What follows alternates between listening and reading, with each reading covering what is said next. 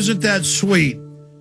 Now, every other major corporation is all behind this because they're owned by the private central banks, that you will openly pay taxes on thousands of products directly to them. But more importantly, unelected boards will be able to shut down any businesses, any corporations. The power to tax is the power to destroy. We have the carbon tax bill. We have the carbon tax treaty. It gives unlimited dictatorial power to unelected private groups like the WTO, the IMF, the World Bank. Al Gore is your hero saving the earth. Already made $1 billion off this, and they're just getting started. That's why Rupert Murdoch has all his fake conservative publications telling you health care isn't going to pass and telling you that cap and trade isn't going to pass. They told you it wouldn't pass the House. It's all passed. They told you it wouldn't go to the floor of the Senate. It's now all going to the floor of the Senate. This is close.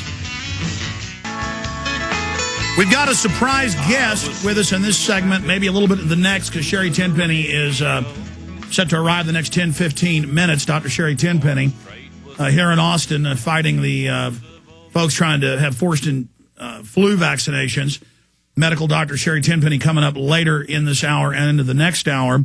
I just played clips of Fox News, Fox TV, bragging that they're trying to brainwash people for the global carbon tax.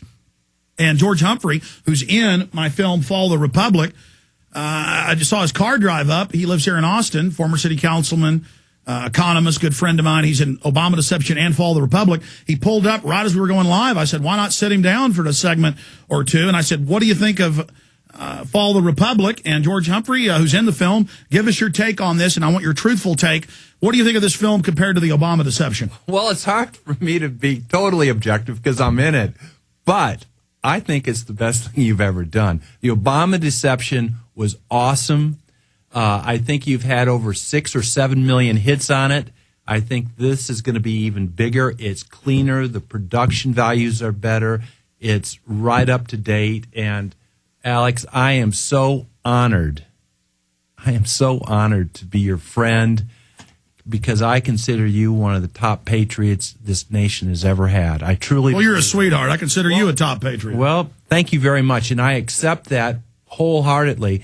And we're going to continue to do it because this country is far, far too good to kick it away. And right now, if we, the people who are listening to this right now, if we don't get activated, if we don't help stop this sick care program, if we don't stop this carbon tax, if we don't stop the lies, if we don't stop the increased selling of our jobs to foreign countries, the destruction of our dollar, the bailouts, all of this stuff, it is all preconceived to destroy this wonderful, beautiful republic. And now there's no longer any doubt. They openly are announcing everywhere the end of America, total carbon tax. They're saying we won't turn the liquidity back on the banks who we gave this fiat power to. It's a bunch of Madoffs and Ken Lay types. In fact, they came up with a plan themselves. If we don't go along with this, they're going to kill the economy. They're already killing the economy. They want zero growth. They want negative growth. They want a monopoly. What is this cap and trade and government takeover of healthcare really about, George? Well, it's all about a transfer of power. It has nothing to do with taking care of the people of this country. It has nothing to do with honesty. It has nothing to do with health. It is 17% of the economy is going to be transferred to the control of the federal government. It is sick care. It is completely status quo. It is absolutely selling out to big pharma, the hospital corporations, segments of the AMA, and the insurance company. And here is the Framework Convention on Climate Change, openly admitted that it's world government. And then Ban Ki-moon writes an editorial, the UN Secretary General, it's saying global government, global carbon tax. And then I noticed there must be paid trolls all over my site, all over YouTube, under other names, cutting and pasting that I'm a liar, that Ban Ki-moon didn't write an article. I mean, they're using flat-out lies against us, and I'm now on the White House enemies list, and George Soros has opened fire on me every day in his publications. Oh, well. What does that say? It means we can beat them. Yeah, absolutely. The thing about it is the truth moves very, very slowly, and lies and innuendo and hate move very quickly. And the lies and innuendo are moving like mad dogs right now. And even though you speak with a very harsh voice at times, is that you speak the truth. and the truth is coming out. And remember 17, 18 years ago when we were talking about this, when we were a handful of about 15 people. Yeah, I knew you before I even went on local TV. When I was running around trying to get Pat Buchanan elected.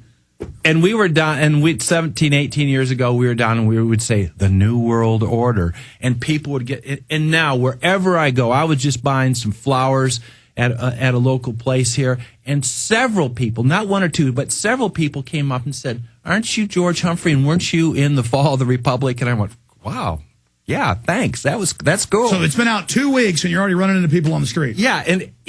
And these are people I didn't know. And clearly, Austin is the center of the positive revolution, the return of... Isn't that crazy? Because all over the world, mainstream media says we are the center of the resistance. People are moving here in all different forms, whether it's for politics or economics, but there are more and more people who are coming here for their spiritual upliftment, too, because as you and I both know, this is not just an economic or a political or a cultural battle. It is a time of spiritual choice. And each and every one of us has to make a decision. Are we going to hold on to the old paradigm of separation consciousness and fear and domination, which is going to take us to total chaos? Or are we going to change our lives to unity consciousness, more love, cooperation, working with others, but also self-sufficiency and bravery and a stiff backbone? That's the new paradigm. We got a break. I want to come back and talk about the globalist agenda. They're moving on every front right now. They're trying to sew things up. We'll be right back.